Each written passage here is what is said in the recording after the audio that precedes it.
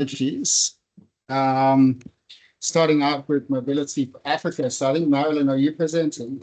To be Uh, and Ruby. and Rumbi. Yeah. So we'll have her do a presentation. I visited their offices maybe a month ago, and I was quite fascinated by this transport solution that they've come up with. So I'm really happy that they're able to make it here today. And then after them, we have Precision Area. Who can talk to us about drones, the use of drones in agriculture in general, but also focusing a bit on smallholder. Yeah, okay, great. So, with no further ado,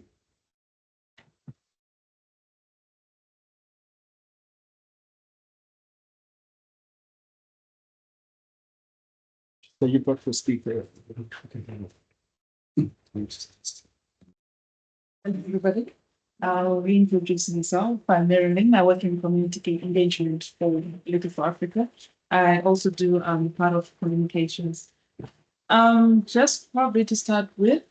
Sorry, just a second.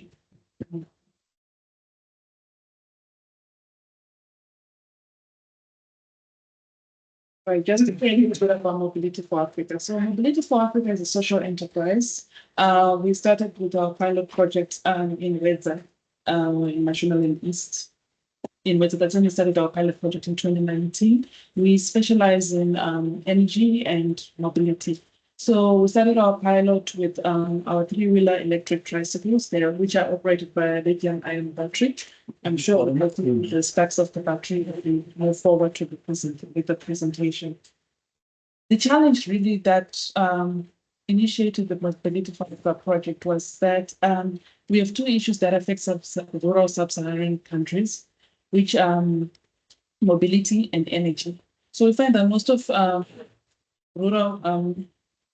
rural places in sub-Saharan Africa, they have challenges in lack of electricity, which also leads to energy poverty and high energy costs that are related to the challenge of not accessing electricity or other energy. The lack of mobility actually is also another challenge that is faced, as we find that most people in rural areas, they are affected by lack of access to market, social services, and health and other things, which actually leads to low production in terms of agribusinesses and other things, even in mining. For also another challenge which was being faced in rural areas is a challenge of infrastructure. So we find that there was a bit of mobility that is available to get to the main points of rural areas, but then to get deeper, providing the last mile solution for transport, it was hard because of transport of the infrastructure, the bed roads that are there in rural areas. And also these people have limited options when it comes to transportation. So you find that you can only get a bus at maybe 7 o'clock. That's the only time you can travel. So we were there to try to cover that gap, whereby anyone can access transport at any point of time.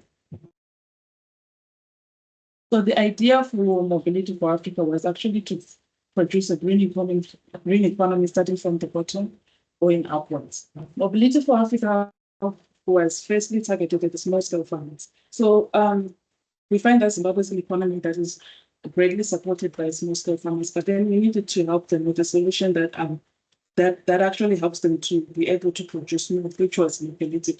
The farmers actually they have challenges in probably transporting their goods. They also have challenges in terms of the tools which they need to use. So the battery came in so that it can help them with using productive tools such as tillers, water pumps, so that they can actually they can have better mechanization solutions. On another point, clean energies for retail business, which is something we are still looking into as a part of our B2B strategy. We are hoping that we could provide more energy solutions for businesses that are like even mobile solutions for businesses to deliver fresh food to our customers. So we're hoping that our batteries will also leverage this.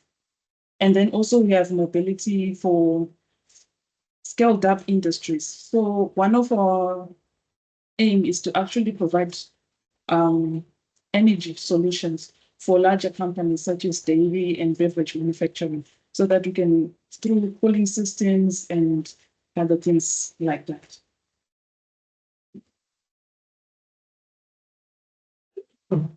So I was explaining before about our B2C model. So we have a targeted customers. Mobility for Africa is a gender concentrated company. So our target customers are mainly women, because we find that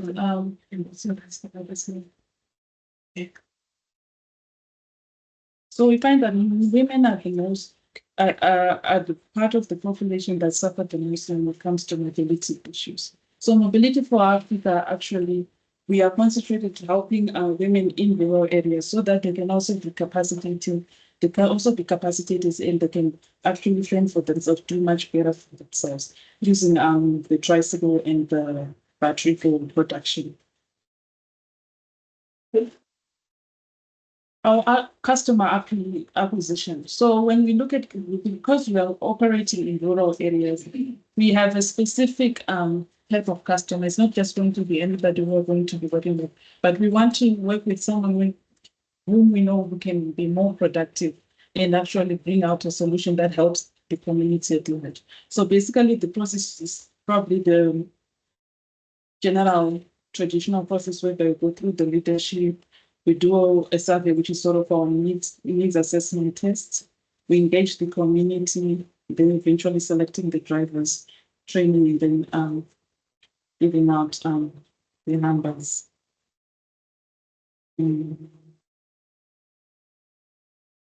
When we actually, like, when we distribute the numbers, these numbers, we call them the number three-wheeler tricycle.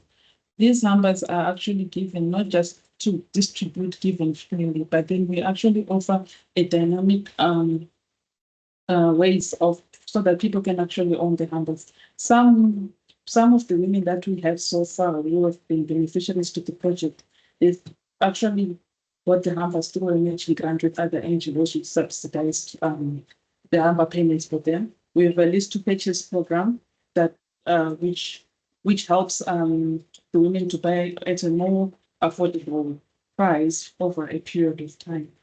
Then when the women buy the hampers, we then provide more services, which are the aftercare services that we provide. That is maintenance and skill building for the staff and the drivers themselves, as well as we have a wide range of technicians that actually there to support all our charging stations and our staff. So maybe the biggest question that people may have is how are we competitive in the industries? We look at other forms of transport, bicycles, motorbikes, cars, etc. Why mobility? First of all, like I had mentioned before, the three-wheeler tricycles allows people to access the last mile, like from the main road down to the to off-road to their houses. So the Humber already has an advantage in terms of its accessibility, is in that it can, we have piloted and tested this, that it can actually navigate through large and poor road infrastructure.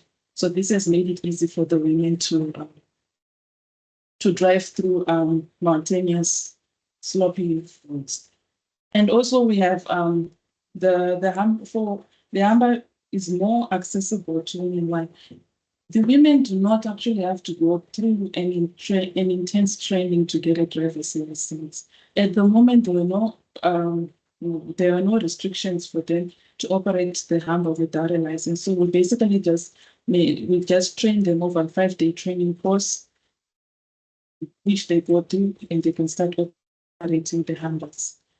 As well as culturally and socially, the Humber is designed in a way that women don't have to struggle. That's why it's received so much acceptance in rural communities. Maybe the biggest issue would be that sometimes the transport industry is normally dominated industry. So you find that culturally in rural areas, it's actually difficult to convince the women to actually engage into the transport business. However, we facilitate some gender sensitization programs which actually help us in recruiting.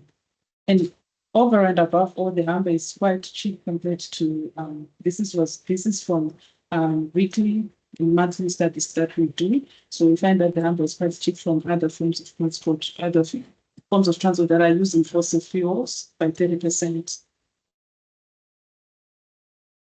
The use value of the Humber now is what the ability, the satisfaction actually that our customers get from using the Humbers. The Humber providing last mile and first mile delivery of fast moving goods is that now that our women have a mechanism which they can use to bring produce to the market by fertilizers, run errands, the Humber is actually helping them save time in doing more productive work. Previously, with our customers, they were unable to actually sell all their produce. We had the amount of milk that was going bad at home and other farm produce. So the Humber, because they did not have markets, but in this regard now they can actually reach to markets and also save time in terms of production and transport costs as well.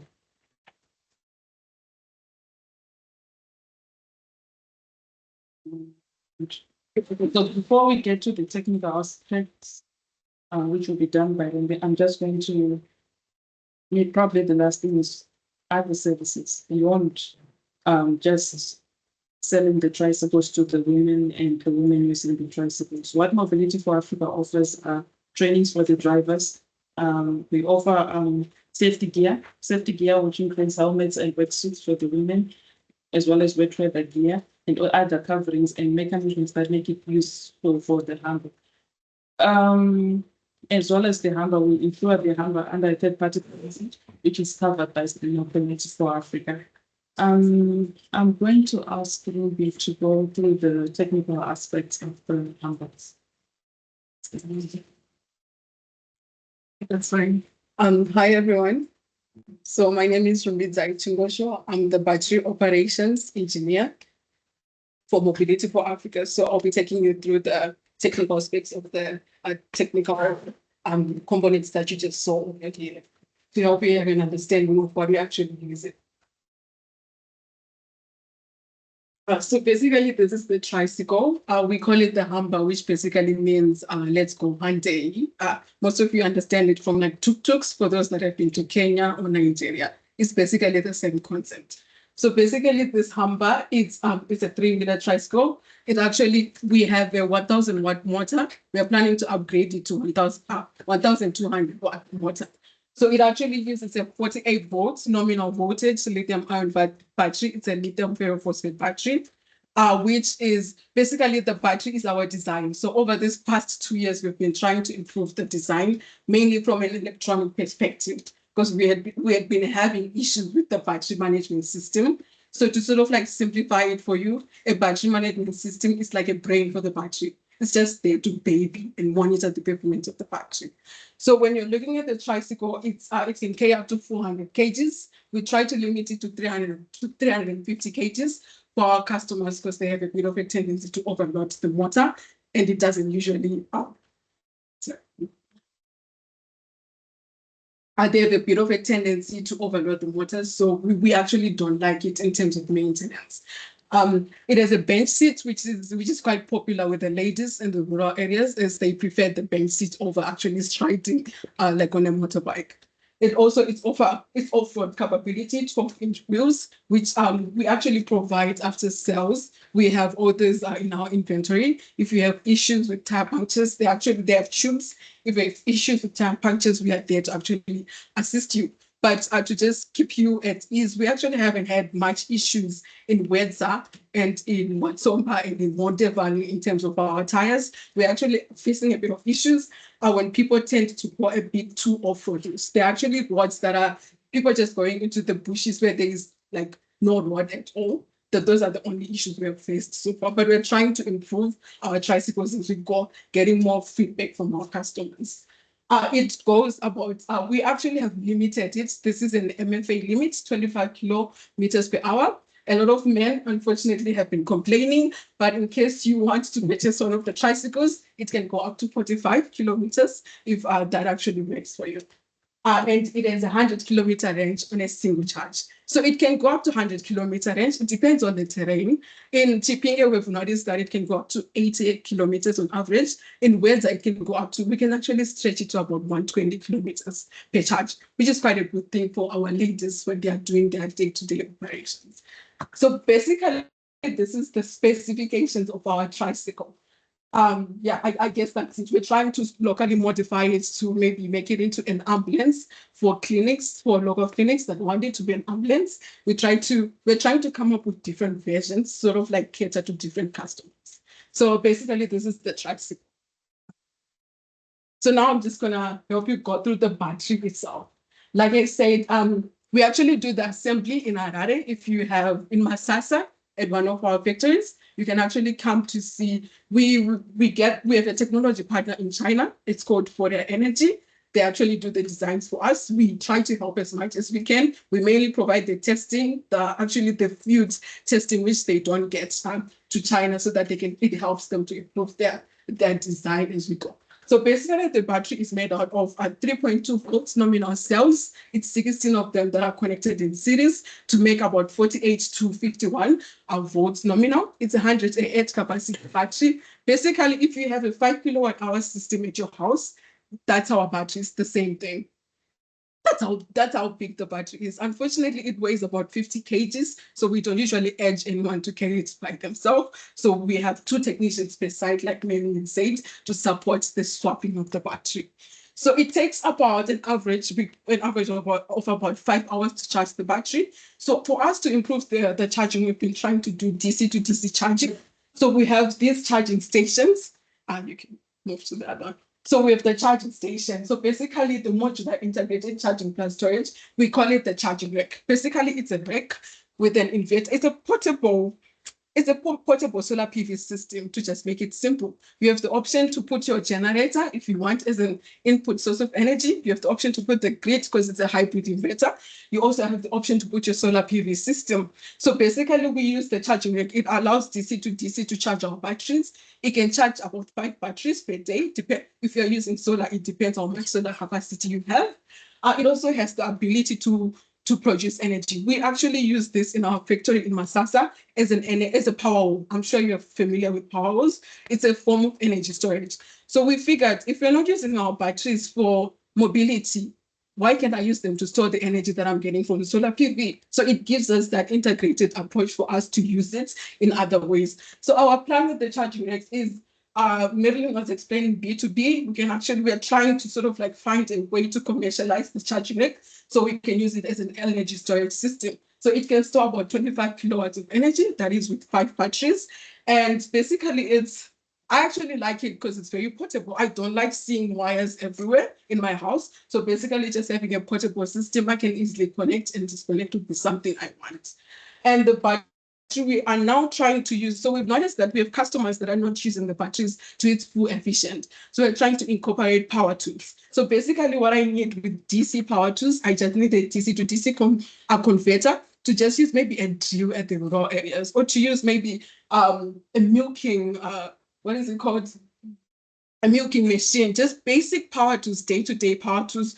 We are going to be using our battery to perform the same function. At the same time, yeah, just any basic, or we can actually, we are planning to actually just put a mobile inverter in the tricycles where you can use your AC power tools to just perform basic power tools at home.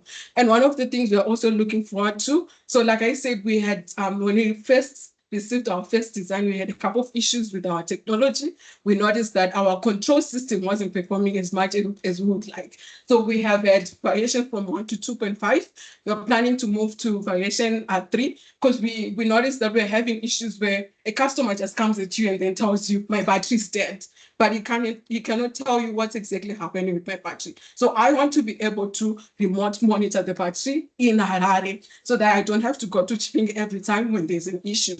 So we're trying to use LoRaWAN. It's a low frequency Wi-Fi. We are testing it on Bosha currently. So basically we have a gateway that is centered at one of our charging stations, and we're putting a LoRaWAN. It's an extra PCB, it's simple, in our battery that stores some of the battery properties as well as the location of the battery. So I can monitor in real time where the battery is. And then it just sends all that information. As soon as it comes back to the charging station, it sends the information to my gateway, and then I receive it in Harare so that I can constantly monitor the technology each and every time. So basically, this is the technology around mobility for Africa. Are you done? Yes. Okay, thank you. Okay. Are there any questions for mobility? Yeah, it's just on your batteries, because you build them and the battery. What happens when they run out? How do you dispose of them, or can you recycle them, or what will happen there? That's fine. So our plan, Just generally, is there a kind of recycling process that happens in Zimbabwe with all the studies? so currently, unfortunately, no. So we have been working on a study with Korea Energy, our Chinese technology. So our plan is when the state of health of the battery, when it's still 100% to 80%, we're using the battery for mobility. As it depreciates to 40%, we're going to use it for storage mainly, because once the battery is being used in storage, it's not being exposed to the different vibrations and all external outputs. But then now when it's lower than 40%, we don't have a clear path at the moment, but we're planning to just be working with our China technology partner to recycle the raw materials if it's very possible. That's the plan at hand. But thanks. What is the price for this package? Are you a profit making entity? Are you an NGO? Okay. So Mobility for Africa, we're a social enterprise. That means we are for profit making. So, like I had explained before, we've got different models which we use to purchase the tricycles for the rural women. So, firstly, we were working on our B2B. We were working with NGOs who were subsidizing the payments for the women. Most of the NGOs were working between 50% subsidy to 70% subsidy. It's only when we work with the EU that they made a full purchase for some poultry products. At present, with a lease to purchase model, whereby the women are actually operating as transport and logistics companies. So they're using the handbag to make money for the handbag to pay for itself. So they're paying their daily subscriptions, which are about $10. They pay between $8 and $10 a day after on a working day, that is for 5 days a week. But for an outright purchase of the handbag, if someone wants to buy cash buy for the handbag, it's 1,000. So yes, we are for profit. Sorry, how much? 1,000 1,900. is profit. And that includes the battery. No, that excludes the battery. So as an energy company, we retain ownership of the battery. From the battery, we have a battery swapping model. That is where most of our revenue comes from, through the battery swapping. So the battery that is being used by one customer, when it depletes, they bring it back to the charging station and swap for battery. So I don't know if it came out clearly. The model really is the company will identify a location where there's sufficient business to achieve economies of scale. It will then, at its own cost, build a charging station. So the charging station will then service a number of bikes. So we heard that you're in Wedza, in Kipinge, in Watsomba, Dombushava. Yes, in the Wonder Valley. So they identify these areas. Then I think you've worked with some development partners before. Yes. So then the development partner will come in and subsidize the bikes for business women Yes. who want to make an income out of it. I don't know how many bikes a typical charging station will service. Okay.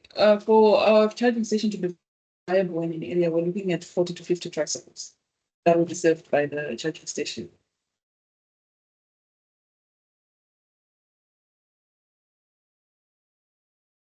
Any more questions? Okay. Okay. Thank you. This is quite interesting because I also witnessed this event in Menza. I've seen quite a lot of these now, and also partly in Mauritius. Then for us as an organization, it's a project in Menza. We were working with some smallholder farmers and also some SMEs. So I was looking at terms of how can these smallholder farmers, the SMEs, some will be using water pumps, the loading machines and the likes. So I'm concerned on how can we get these so that they can also have access to these power sources. If we're selling these batteries, after how much are they going for? Okay, so for our business model, like I mentioned before, we still retain ownership on the platform. Why it's still under R&D, and that is also our revenue stream, the battery swapping system. Like you mentioned, you wanted them to use for power tools, right? Yes. So for the power tools, it's actually something that we're piloting, I think, starting in August with the power tools. We want the Humber to be not only to be used just for the battery to be used for the transport for the Humber. For some, like we said, we work with people in agro businesses, so they can actually use this battery for the power tools like tillers. Right now, we are working with dairy goods, so we have a milk making machine which they can use using the power from the energy from the battery. So you're going to have your battery in your Humber. You're going to go to your garden, and then you're going to use the same battery for your power tools. I think since you're already in Menza, you can reach out to us and we can see if we can work with you. Yes, because we also have to identify which areas we work with.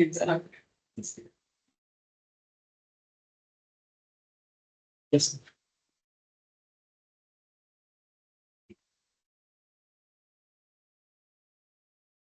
Thank you very much. I'm happy and interested in the idea that also kind of begin this business. Just a quick one. How far is the one the company? All right, on a full battery truck is up to 100 kilometers on a full battery.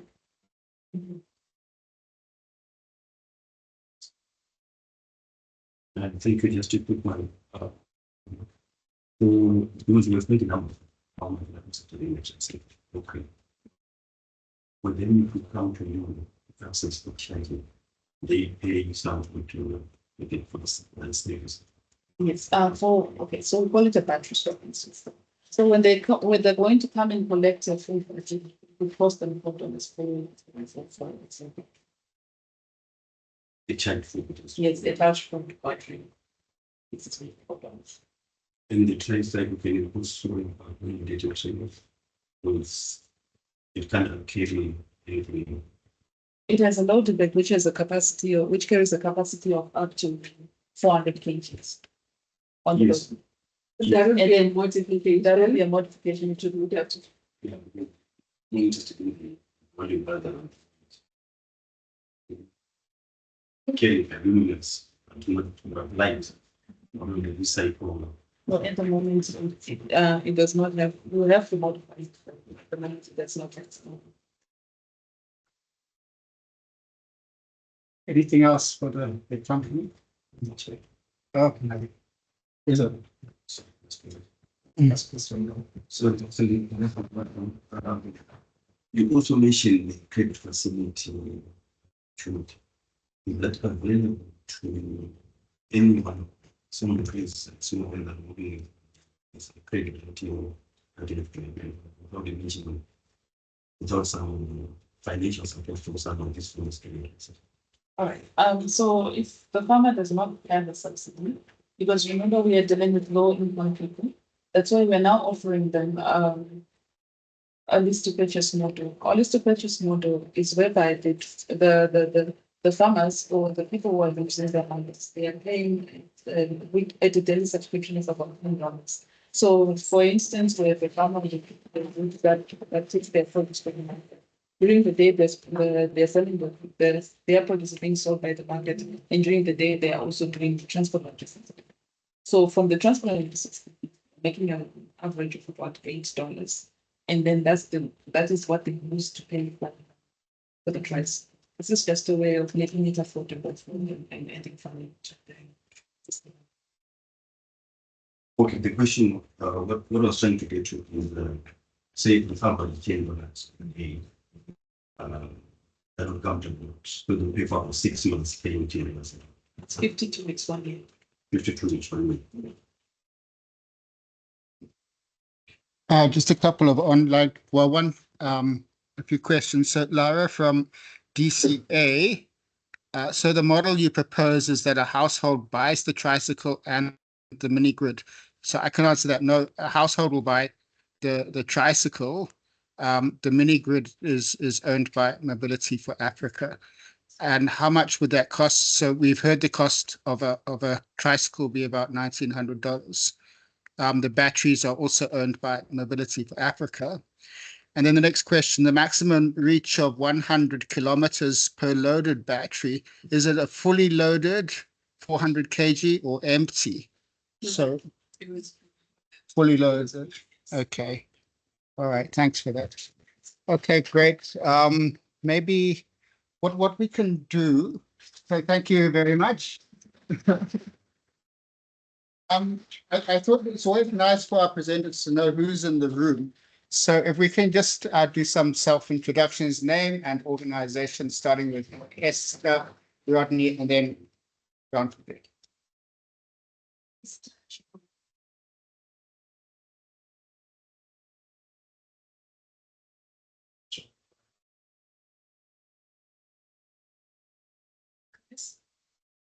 Mark Benjamin, consulting for World Vision. Genevieve Cicada, and we're actually got a prototype coming to Makandi and trial in the West, I think. Yeah. I'm not happy. Program development, M&E, without channel. Architecture, and sales and Ryan Lingerfeld, pilot and operations and operations team position there. Ja, stellt, kann ich sagen. Sabina Highland, head of project. Charles Louis, two manager, two guys. Okay, but not PH psychology. Okay, so it's that's His name is Zawazi, acting MD position area. So, you're a DCA. You just need to go for something producer. James Carnegie, solar energy consultant. Thomas Hayland, Ben Connery. Ben Tyler, Crop Nutrition Services. My name is Ryan Berry, Director RTO Agri-Solutions. Stephen Griffiths from Green Machine.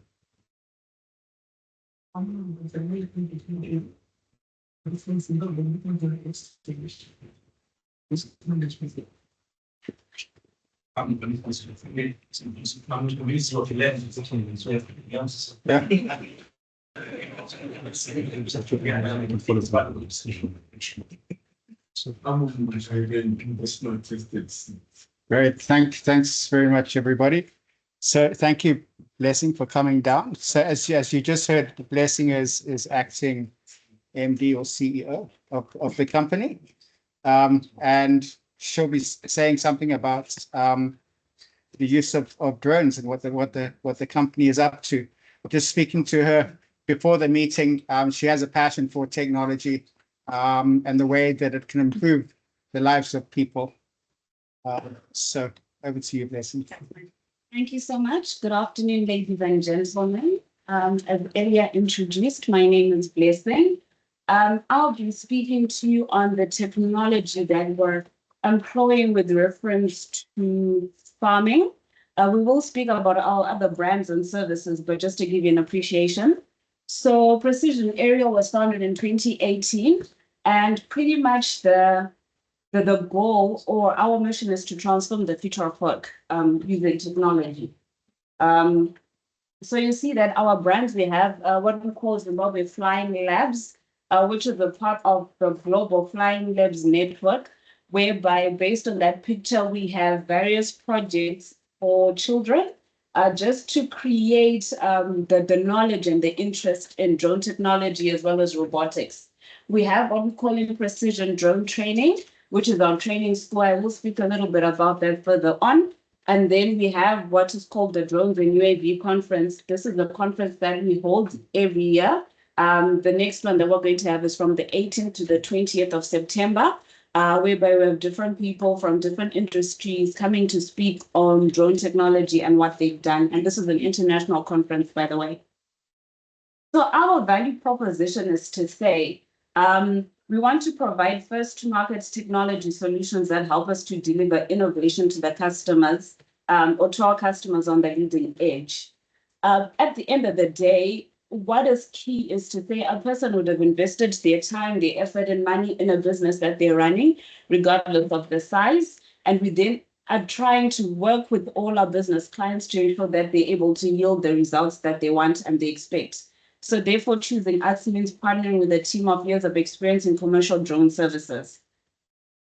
So our services cover crop spraying and spreading, precision farming, data-driven decision-making based on the tools that we have, drones used in mapping, drones in mining, and drones in security. So for the benefit of the people who are in here, Ryan did highlight that he's a pilot. So what he's going to do is he's just going to go around the room just to show you one of the drones that we use for aerial mapping, and that is used for photography. We have the bigger one, which would be too big to bring in this room, that we then use for crop spraying, but I will show you a few pictures of those here so you can see. So for agricultural services, we offer 2D and 3D mapping, boundary mapping, crop spraying, monitoring, pest, field analysis, and all of that. So what then happens is usually it'll be a bit too late when farmers realize that there might be a disease affecting their wheat, as an example.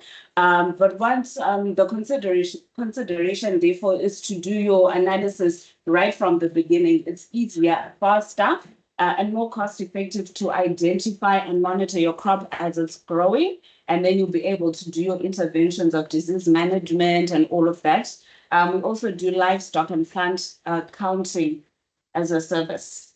So importance of drone technology in agriculture is the efficiency, the precision, cost effectiveness, and sustainability of all of this. So you see, as an example, let me proceed to speak about our future applications, and I'll then just get into our crop spraying.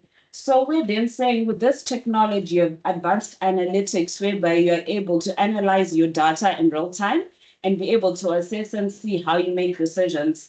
You're able to automate the process in the sense that traditionally we use boom sprayers, other people use aeroplanes to be able to spray their crop. But with this technology, which I will get into, this process is automated, it's faster, less labor use, less less handling of chemicals rather.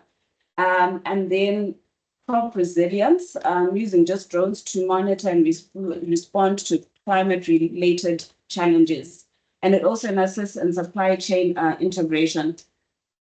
So the benefits for smallholder farmers, so you then see that we provide these services both to commercial farmers and smallholder farmers. For smallholder farmers, we identified that there are people who need these services, but might not have the financial capability to pay for this. So as an example, how it works for us with the commercial farmer, as an example, they could have 300 hectares of whatever crop it is that they're farming, right? So we then charge for such or for large hectares, you're looking at about $18 to $19 per hectare, right? But if you then have smaller farms, because of reduced economies of scale and so forth, you're looking at about $24 to $25 per hectare. But you then see that this is more economical to some extent, because when you're using a boom spray for hire, right? You get charged $50 to $70 per hectare, comparing with these charges that we're saying. And then also look at the time that it takes for a boom spray to charge to, for example, cover 10 hectares. How long does that take? So those are things that come into consideration. So this is giving then these smallholder farmers accessibility to this technology. What we then do is we've created discounts rather, whereby if it's a group of people, maybe your individual farm is 2 hectares, and then you're in an area where there's a group of, if we then add up the totals or the amount, it ends up being 50 hectares.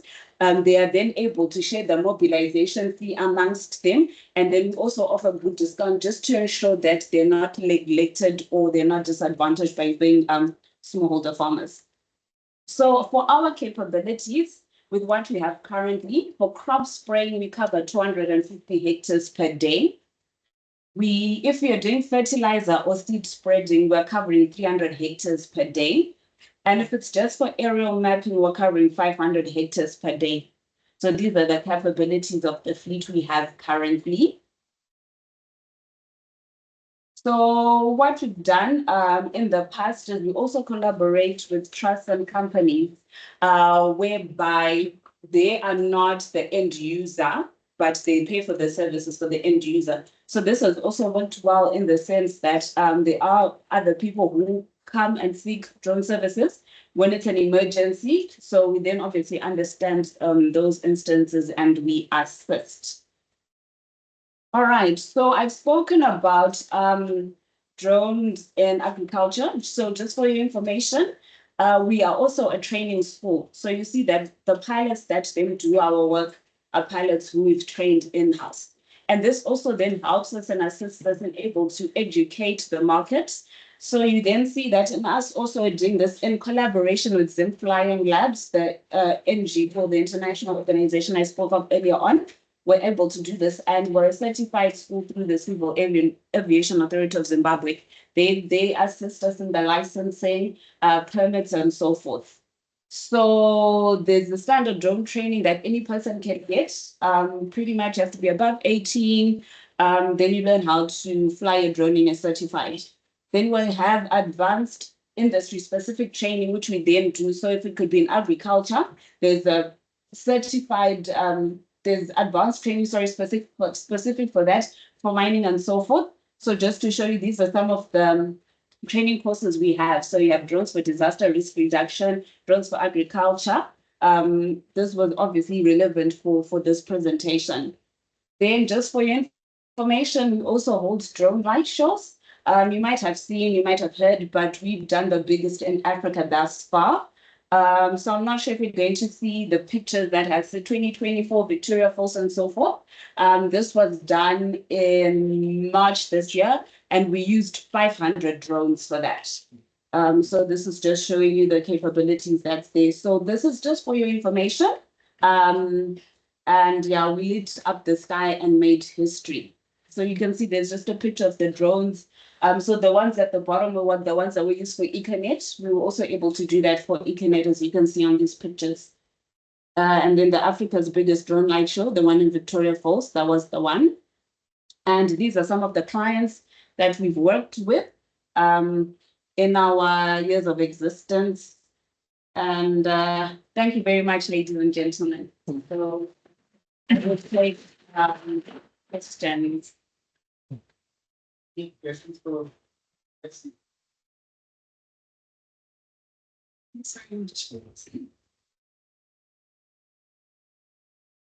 Thanks very much, obviously. I'm still curious to hear how much it costs for smallholder farmer. I kind of lost because you went into commercial and then I didn't find detail. So the way that we charge, obviously, we charge net if you have more hectarage. So if you're looking at about, it depends. So we want them to be as a group. So if it ends up being from 20 to 50 hectares, the cost is 24 per hectare. But what we then do is, based on the number of people, we then calculate a discount of 10 to 15%. And then they also share the mobilization fee. So the mobilization fee is based on the distance. So for example, let's just say from here to Mutare as an example, is 200 something Ks. they then end up saying that so there's 15 farmers, then is that cost divided by 15. So I got this right. Really cool US dollars per hectare. Yes, okay, so it ranges depending on how many hectares were ready to come and spread or spread.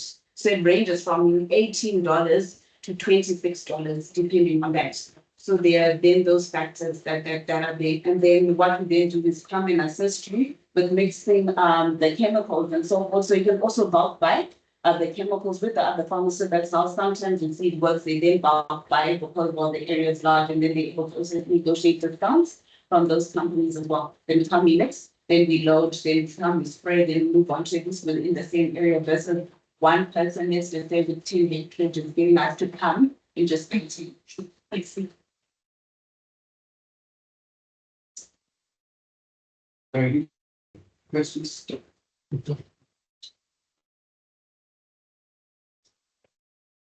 Thank you for the great presentation. Technology gets first. Just to really understand the minimum action that you can do, because we appreciate that some farmers they absolutely find they first also to want to ask if you're safe is what are the minimum action that you say. So what we try and push for, so what we do is we look at it as a situation by situation basis. Our ideal is 50, so we then get people in one area to join arms, right? But you also then see in some situations it will really be an emergency. So what we then do is we then say, fine, if you can cover the mobilization fee, because that then includes the fuel and so forth, we can then come and assist. But it always makes sense if they just join forces and then we spray for quite a number of people, or it's aerial mapping, whatever it is, that's then the best way to deal with it. Then for your information, by the way, we also assist in purchases. So we do have people, fine, not smallholder farmers, but we do have people who've asked for assistance in purchasing drones. We also then assist with that. And then like we highlighted, we then tally that with the drone training school because you need to be certified. So just like a car, you import it in, you need to register it. So obviously for you to register it, you'd need to have at least an authorized pilot or some sort to use that drone.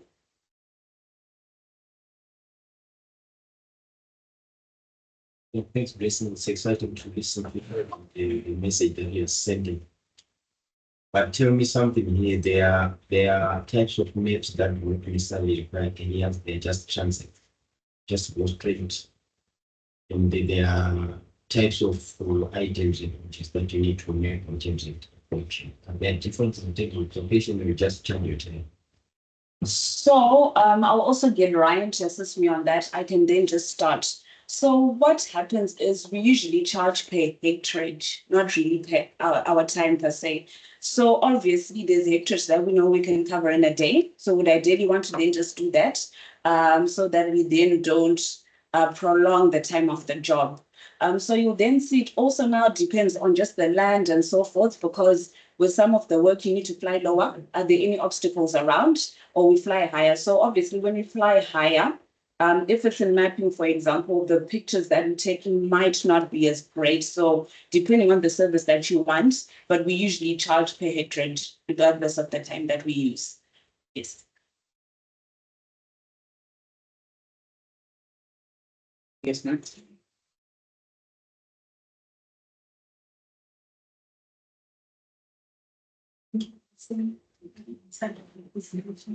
I just find there's your services, is your charge covering all the services? Say you do mapping and you do some saving, or you think you do everything, and you do the spraying, it's $24 they charge for all that. It depends on it. So it depends on the service. So as an example, if we're looking at mapping, you're looking at about $5 to $6 per hectarage, right?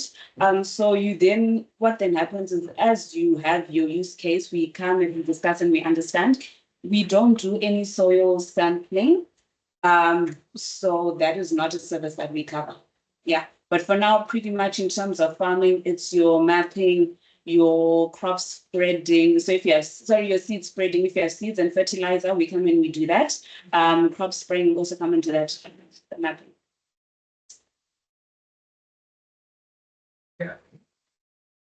Just to add on that question, do you have a GIS specialist, for example, for the mapping? Yes, we do. And then we also have two agronomists as well, depending on what it is, because in as much as it's collecting the data, we also then process it and do the data analytics based on the outputs you require.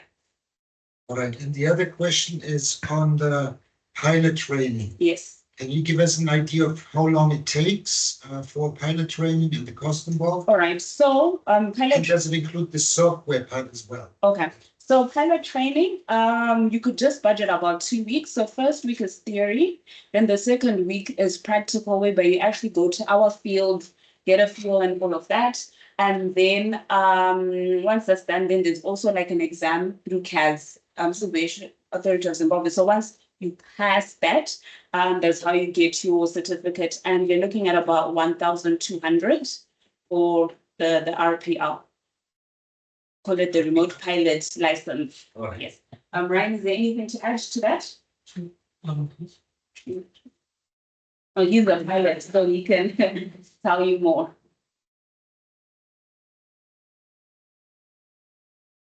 So you had asked regarding software. Under the RPL, we provide the drones. We will actually in the second week for theoretical training. And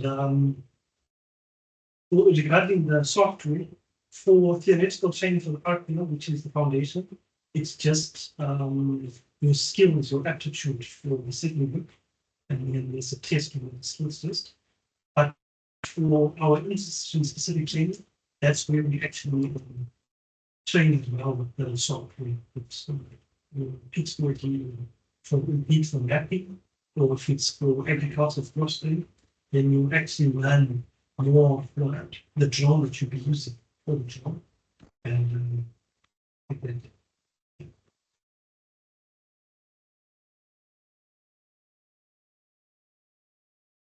Okay. I wanted to find out on the area of mapping for crop development assessments. In terms of what you do you have kind of like forecast, maybe for harvest. And also I wanted to find out more in terms of the DRR. You mentioned something on DRR. What specifics are there in terms of what you can offer maybe smallholder farmers and rural area?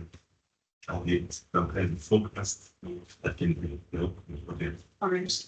So you then see a use case of what we're currently working on this, but something else that we're working on, and this is based on wheat, right?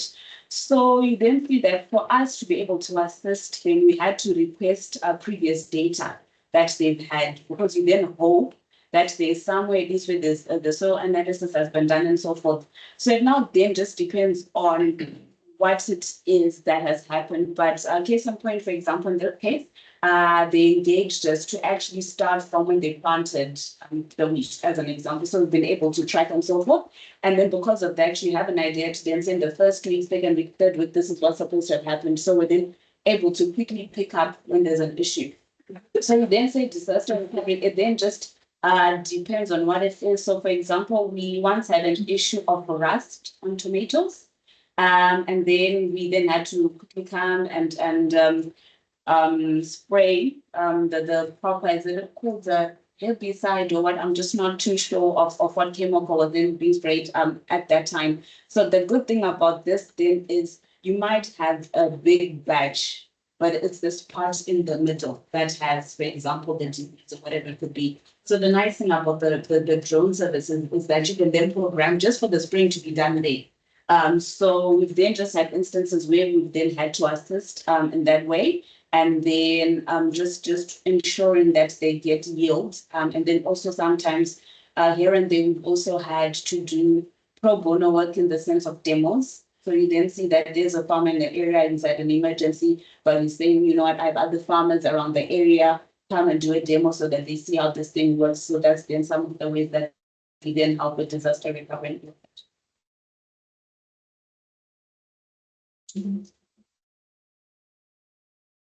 Thanks so much for the presentation. A couple of questions. I think one of them is along the lines of that. If you guys have done assessments on yields on fruit trees, so like oranges, apples, etc. And then have you done a comparison of what drone spraying costs versus or fertilizer application costs versus a conventional? Like what is the saving sort of profile? Okay, so based on the research in our engagements, you then see some of small the farmers rent out green sprayers. So depending cost them $50 to $70 per hectare, right? And we're saying for us, we're coming in and it's going to be $23 per hectare.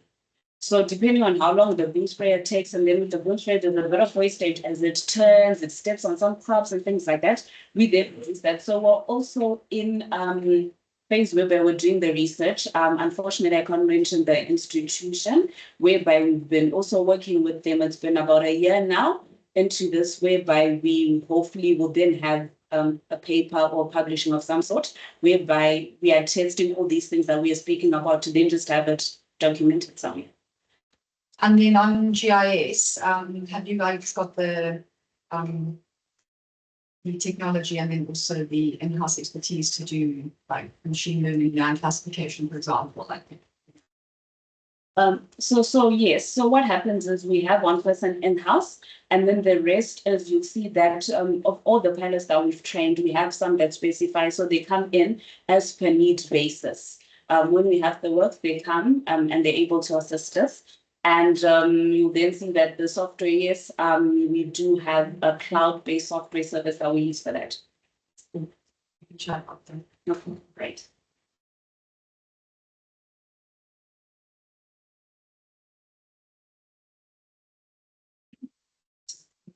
So I'm curious in terms of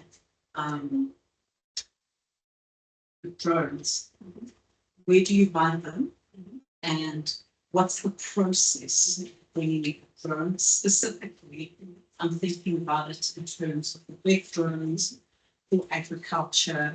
What are the steps? I know you said you have to be certified drone pilot. I don't want to fly the drone, but I want to own one in the hope that I will one day be able to use it and do all the pilots and things. But I kind of got the sense that you said I can't bring one if I don't have a certification. And then if I don't want to fly it, surely I can. So you would need to, okay, Ryan, you can also add. So there are two things, right? If you're bringing it in the legal way, right? Yes. I actually mentioned if you're bringing it the legal way, you have to register, because when it comes, I mean, Zimra, duty and so forth. So you would need to register it. So we get them from China or South Africa, depending on the brand type that you want, the size and so forth. So you see that for crop spraying, we started off with the 30-liter component, for example. Then now we have a 40-liter capacity. So it also now depends on what you're trying to do. And the big ones are big, like this. Oh, okay, sorry. Sorry, can you move the screen to the next slide? Oh, I thought you guys were in that slide. So for example, the big ones are big. So when you then buy it, you need to be able to assemble it. So you then see that when they come to assist you, because they need to put away and so these things and just build it up. Then the smaller ones, like the ones that you were seeing, those are the ones that people tend to just, and then you then see that there are a lot of drones that we see, at every event, you see a person with a drone and things like that. I'm not sure whether those are registered, but you then see it's actually a process. So we can't say, oh my gosh, in 7 days we did bought this one. That's not true. So now it depends. Are you bringing in from South Africa? A lot of people prefer South Africa because it's the road and all that versus China. But China is cheaper, but obviously it takes longer to then bring them in. So what are the costs? All right. So roughly, let's just say if it's so we put it the T40 and Address one.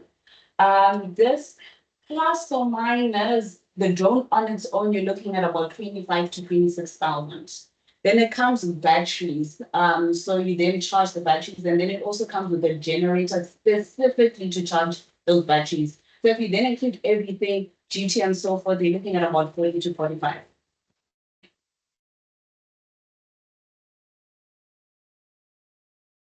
What about a comparison between effectiveness of maybe a boom spread versus a drone? Yeah, so those are the tests that we are doing with the research. Yes.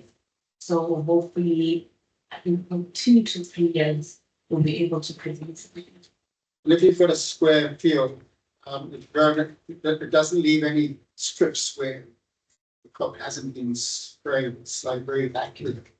Up and down. I'd like to confirm that Ryan can come in and highlight what that should be. Yes, so it is accurate. Basically, it's a battery power train, and it's the charging is done at the ground.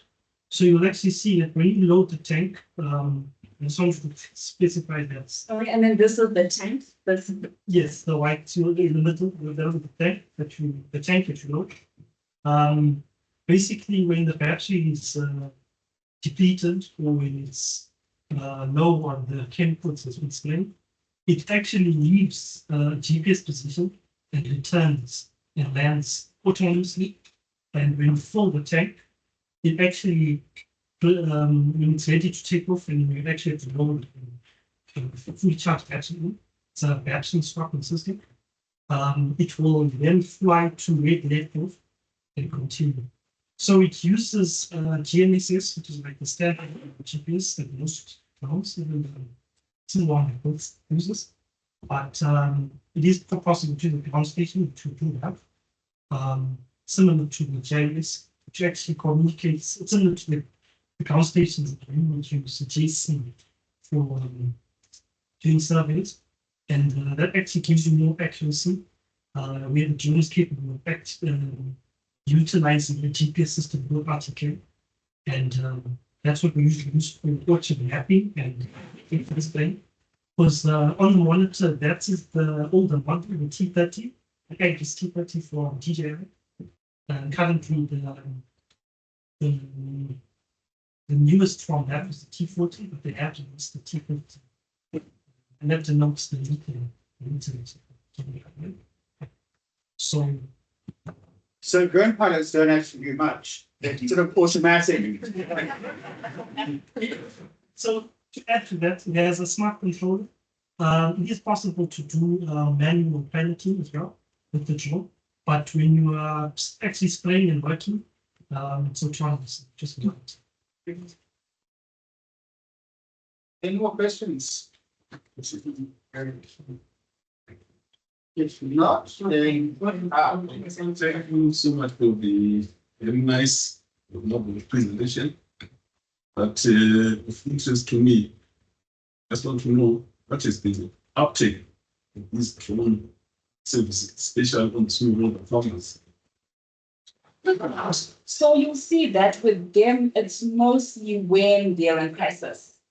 Very few. Yeah, mostly it's been crisis management with the small farmers that we've picked up, because it's to say, okay, this is what it is. How can I do this faster? Commercial farmers has been a bit more different, because you bring it to a room, you're able to understand, to explain yourself, to do presentations, for example, like this. So they then get it, and then they now end up being more proactive. So they then have their calendar, and then it's, this day we come and spray leave. So that's just the difference. It's mostly crisis management when it comes to them. But we have hope that as time goes on, they are able to then just see the benefits of this. And what we've also done to increase the knowledge and the awareness, we also do demos. Like I mentioned, the person who has said, I have a farm, can you please come and do a demo? Then other companies will then pay for this mobilization costs and so forth. Then for all the farmers in the areas to come and witness, and then just see, they ask questions to then say, at least they know that the solution is available to them.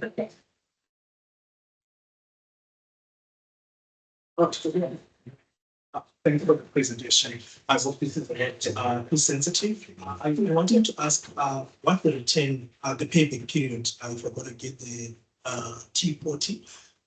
What's running in my mind is you are talking about smallholder farmers engaging you in an emergency situation. Is there an opportunity that we capacitate enterprising youth in the different parts of Zim so that they can quickly say, I'm done for you guys to be traveling every time from Harare and they sort of doing with you guys. Yeah, because it really fits well with the conservation from such less soil compaction. You can put the drone after rains. We spray can't get in. So I really like it from that. Sorry, as you were speaking, I also didn't thought of something because there is an organization, for example, that was just speaking on when we speak about seed spraying, they've engaged us so we can see whether or not that will help in them planting trees. For an example, because at least with tree just, splattered there's a need for those and so forth. But it's just coming down to there are a lot of factors that come into this. It works great for for all year round crops, right? So you'd need to, because as an example, I'm just trying to think top of my head. If you have, or maybe Ryan or someone, if you have a good calculator, let's just say you have 50 hectares, right? That you need sprayed. And we can put it at $19 an example. How much is that going to be? $9.50. Right? So this is already in one job. So by the time we get to 45 years, there'll be things like depreciation and all of that. But how many times are you going to be able to do 50 hectares as an example? So what we can do is maybe we can discuss after the meeting and then we can then actually do some proper workings for you. No one has really asked with reference to that because for now people are affording to just get it as a service just because of the initial capital outlay that's associated with that. And what then happens is if you don't land it safely or anything and then it cracks, that's not easy to do with repairs and maintenance.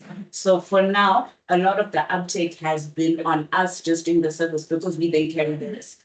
You just pay, we come, we spray, we leave, and you're sorted. This is now, you having to keep that. My question is kind of related to this, but I thought this would be an opportunity since we have administrators. How are you partnering with the Ministry of Agriculture? Is there a partnership? I'm thinking of Zimbabwe, right? And it would be other things and the drive that the ministry has for innovation, mechanization, this business units within the districts. And I think what we're starting to think, how does this work? So it's both to you and the ministry, how you guys partnering, and there's no partners, how can it be built? So just to comment, the ministry has been, there have been engagements and the ministry opted to purchase their own drones as an example. So you'll then see that with cooler beds and all of those things, they've been drones that they've been able to purchase for this week season as we speak. So they see the technology and have been able to purchase on their own. So you then see that obviously with the capabilities that they currently have, they can't cover obviously everyone. So we've then been engaged into this. And you also see that with a lot of these organizations as well, they've been key in also training their own staff. So you see that they have clients from the mining industries, and we also have clients from some government institutions that have also trained their pilots, and they started by doing that in preparation of purchasing these for you. Yes.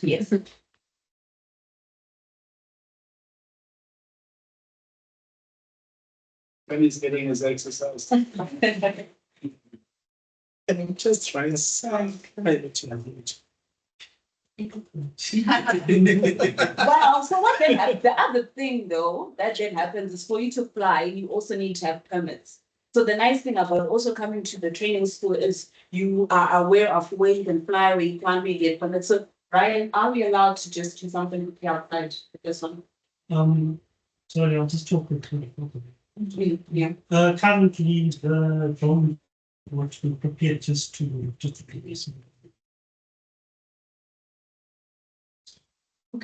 So, I just wanted to find out what is the success rate of the services you can provide?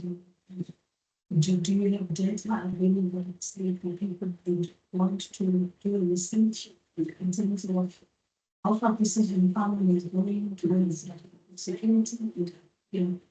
So we are working on that, and we're in the year of doing all of that. So what we then did was we actually started with crops right from the beginning to then measure. Then you also see that also in the research, there's crop that had certain interventions before we joined, and then there's crops that are using the traditional method. So yeah, we are working on that. It's not yet complete, but we'll then be able to have the use cases for each. Thank you. Knock it off a bit slow, but Yeah, gain momentum. Well, thank you, Blessing. thank you so much.